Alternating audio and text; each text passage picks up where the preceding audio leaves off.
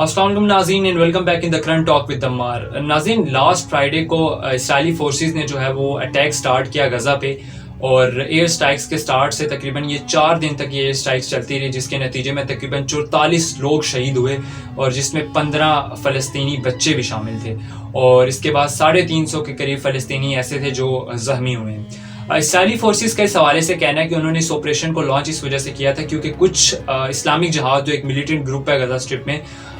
وہ کچھ پلاننگز کر رہا تھا جو کہ اگینسٹ تھی اسرائیلی فورسز کی اور اسرائیل کے لوگوں کے لیے ایک تھریٹ تھا، جس کے نتیجے میں انہوں نے اس آپریشن کو لانچ کیا، اور اس آپریشن کے لانچ کرنے کے بعد اس میں انہیں کامیابی بھی ملی، جس میں انہوں نے غزہ میں اسلامک جہاد گروپ ہے اس کے 2 بڑے لیڈرز کو مار بھی ڈالا ہے. اگر اس کے اپوزٹ ہم اسلامک جہاد جو گروپ ہے ان کے پوائنٹ آف ویو کو دیکھیں تو ان کا کہنا ہے کہ اسرائیلی فورسز ہمیشہ سے ایک بہانہ لے کے جو ہے ہمارے لیڈرز کو اور ہمارے لیڈرز کو نشانہ بنانے کے لیے ایسی پلاننگز کرتی ہیں اور ایئر اسٹرائکس کا سٹارٹ کرتی ہیں، لیکن 4 سے 5 دنوں تک یہ اسٹرائکس چلتی رہی، جس کے نتیجے میں سب سے زیادہ نقصان فلسطینی لوگوں کا ہوا اور شہادتیں بھی ان کی ہوئی. ناظرین، ہمیں یہ سب سچویشن اور کانفلکٹ سمجھنے سے پہلے اس جغرافیکلی کنڈیشن کو سمجھنے کی ضرورت ہے کہ بیسیکلی یہ کانفلکٹ کس جگہ پہ ہے. جو یروشلم مین جگہ جہاں سے یہ کانفلکٹ پیدا ہوتا ہے، یروشلم میں 2 جگہیں، ایک ویسٹ یروشلم اور ایک ایسٹ یروشلم. اگر ویسٹ یروشلم کی ہم بات کریں تو وہ ٹوٹلی اس وقت اسرائیل کے انڈر ہے اور ٹوٹلی ان کا اسرائیل کا کنٹرول اس ایریے پہ، جبکہ اگر ہم ایسٹ یروشلم کی بات کریں تو ایسٹ یروشلم میں ڈفرینٹ اسپاٹس بنے ہوئے ہیں. ڈفرینٹ اسپاٹس مطلب کچھ جگہیں ایسی ہیں جہاں پہ فلسطین کا قبضہ ہے اور کچھ جگہیں ایسی ہیں جہاں پہ اسرائیلی فورسز کا قبضہ ہے. مثال یہ لے سکتے ہیں آپ اس جگہ پہ کہ 100 کلومیٹر کا ایریا جہاں پہ تقریباً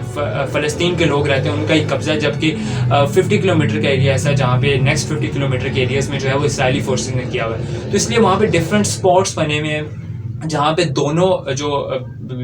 گروپس ہیں وہ رہتے ہیں اور دونوں گروپس کے کانفلکٹ چلتے رہتے ہیں. بیت المقدس بھی ایسٹ یروشلم میں ہی آتا ہے، جو مین وجہ بھی کہہ سکتے ہیں اس سارے پرابلم کی اور اس سارے کانفلکٹ کی. انٹرنیشنل لاء کے مطابق جو ایسٹ یروشلم ہے وہ فلسطینیوں کا ہی حصہ ہے، لیکن اسرائیلی اس پہ اپنا حق سمجھتے ہیں اور وہ کہتے ہیں کہ اس وقت ان کا اس ایریے میں انفلوئنس ہے تو وہ اس کو اپنا حق مانتے ہیں، مذہبی حق بھی مانتے ہیں، اور اس وقت جتنا ان کا کنٹرول ہے اس لحاظ سے بھی ان کا حق ہے اور وہ اس حق کو پورا کرنا چاہتے ہیں اور اس خطے کو بھی اپنا خطہ بنانا چاہتے ہیں. اگر غزہ اسٹرپ کی بات کی جائے جو اس وقت مین کانفلکٹ کی وجہ چل رہی ہے، جہاں سے یہ اسرائیلی فورسز کے درمیان اور غزہ کے جو گروپس ہیں ملیٹنٹ گروپس ان کے درمیان اس وقت جو کشیدگی برقرار ہے، وہ غزہ اسٹرپ بیسیکلی ایجپٹ کی جو باؤنڈری ہے اس کے ساتھ لگتا ہے اور اسرائیل کی جو مین باؤنڈری ہے اس کے ساتھ لگتا ہے، اور یہ الگ ایریا ہے جہاں پہ فلسطین کی کوئی گورنمنٹ نہیں ہے. فلسطین کے لوگ ضرور شامل ہیں لیکن فلسطین کی کوئی گورنمنٹ نہیں ہے. اس میں ڈفرینٹ ملیٹنٹ گروپس ہیں اور پولیٹیکل پارٹیز ہیں. اگر سب سے بڑے ملیٹنٹ گروپ کی میں بات کروں تو اس میں حماس شامل ہے.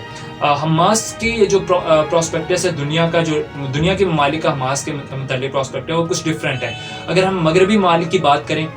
جن میں امریکہ شامل ہے، کینیڈا شامل ہے، تو وہ حماس کو ٹوٹلی ٹیررسٹ گروپ کہتے ہیں. اگر ہم UK اور آسٹریلیا جیسی کنٹریز کی بات کریں تو وہ حماس کے جو صرف ملیٹنٹ گروپ ہے اس کو ٹیررسٹ کہتے ہیں. اور اگر ہم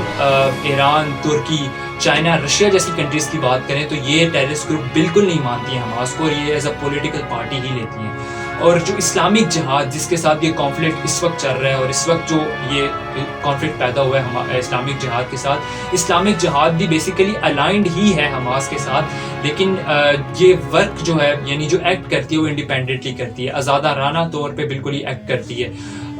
ناظرین، اگر اس سے آگے بات کی جائے تو اس وقت جو ایک کانفلکٹ پیدا ہوا ہے اس کے نتیجے میں جو ہے وہ اسرائیلی فورسز نے اسٹرائک سٹارٹ کی، جس کے نتیجے میں اسلامک جہاد نے تقریباً 100 سے زیادہ راکٹس کو فائر کیا. لیکن اسرائیلی فورسز کے پاس ایسا ایئر ڈیفنس سسٹم ہے جس میں آئرن ڈوم شامل ہے اور وہ جو بھی راکٹس آتے ہیں یا میزائل آتے ہیں ان کو ہوا میں ہی ڈسٹرائے کر دیتا ہے، اور اس کے نتیجے میں ان کی کافی زیادہ جو ہے وہ ایئر ڈیفنس سسٹم اسٹرانگ ہوتا ہے. جبکہ غزہ میں جب ان کی ایئر اسٹرائکس ہوتی ہیں تو غزہ میں اسرائیلی جو فلسطینی لوگ ہیں یا فلسطینی فورسز ہیں یا یہ ملیٹنٹ گروپس ہیں ان کے پاس اتنی اسٹرانگ ایئر ڈیفنس سسٹم نہیں ہے کہ وہ لوگوں کو بچا سکیں، اور اس کے نتیجے میں معصوم جو فلسطینی ہوتے ہیں وہ شہید ہو جاتے ہیں. ناظرین، اگر اس سے آگے چلیں تو کچھ سوالات جنم لیتے ہیں کہ اگر ہم تھوڑا سا پیچھے جائیں اور یوکرین اور رشیا کے معاملے کو دیکھیں، جب یوکرین پہ رشیا جیسی طاقتور کنٹری نے حملہ کیا تھا تو پوری دنیا اور انٹرنیشنل میڈیا کی کوریج یہ شو کی جا رہی تھی کہ یوکرین ایک مظلوم کنٹری ہے جس پہ ایک طاقتور ملک نے حملہ کر دیا اور یہ سراسر اس نے غلط کی ہے. لیکن جب کبھی بھی فلسطین کے لوگوں پہ ایئر اسٹرائک کی جاتی ہیں اور فلسطین کے لوگ یا فلسطین کے یہ ملیٹنٹ گروپس جو ہیں یہ اپنی حفاظت کے لیے جو ہے وہ راکٹس اور میزائل فائر کرتے ہیں تو ان کو ایز اے ٹیررسٹ گروپ دکھایا جاتا ہے پوری دنیا میں، اور پوری دنیا کی میڈیا کوریج جو ہے وہ ان کو ایز اے ٹیررسٹ دکھائی جاتی ہے. اور وہ اسرائیلی لوگ یا وہ اسرائیلی فورسز جو ہمیشہ سے ایئر اسٹرائکس میں اول آئی ہیں، وہ ان لوگوں کو جو ہے مظلوم دکھایا جاتا ہے. آخر یہ اختلاف کیوں لایا جاتا ہے؟ اور ہیومن رائٹس کے جو چارٹر ہیں یا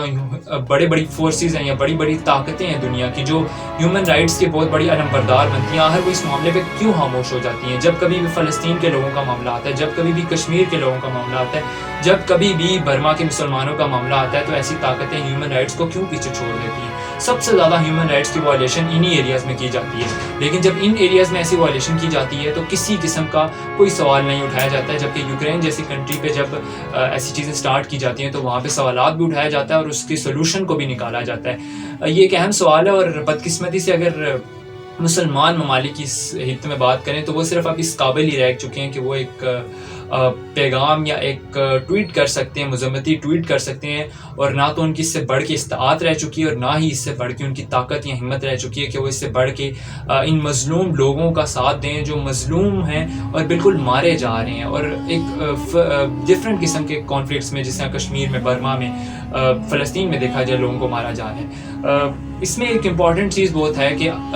ہر انسان کو، اور ہر وہ انسان جو تھوڑا سا بھی انسانیت کا احساس رکھتا ہے، چاہے وہ کسی بھی مذہب کا ہو، کیونکہ کوئی بھی مذہب کم از کم احساس ضرور سکھاتا ہے ہر انسان کو، اور اگر ہر انسان کے اندر تھوڑا سا بھی احساس ہے تو اپنی ذمہ داری کو پورا کرتے ہوئے اس پہ فرض ہے یہ چیز کہ وہ اپنے مقام کے مطابق اس چیز کے لیے آواز بلند کرے، چاہے وہ جس مقام پہ بھی ہے، وہ بالکل چھوٹے لیول پہ بھی ہے یا بڑے لیول پہ بھی، اس کو یہ ضرور چاہیے کہ وہ اس کے لیے آواز بلند کرے. اور ان لوگوں کے لیے اگر وہ آواز تک بلند نہیں کر سکتا ہے تو شاید ان کے سوچنے کا مقام ضرور ہے. آج کے لیے اتنا ہی. اگلی ویڈیو میں ایک نئی ویڈیو اور ایک نئے ٹاپک کے ساتھ حاضر ہوں گے. تب تک کے لیے اللہ نگہبان.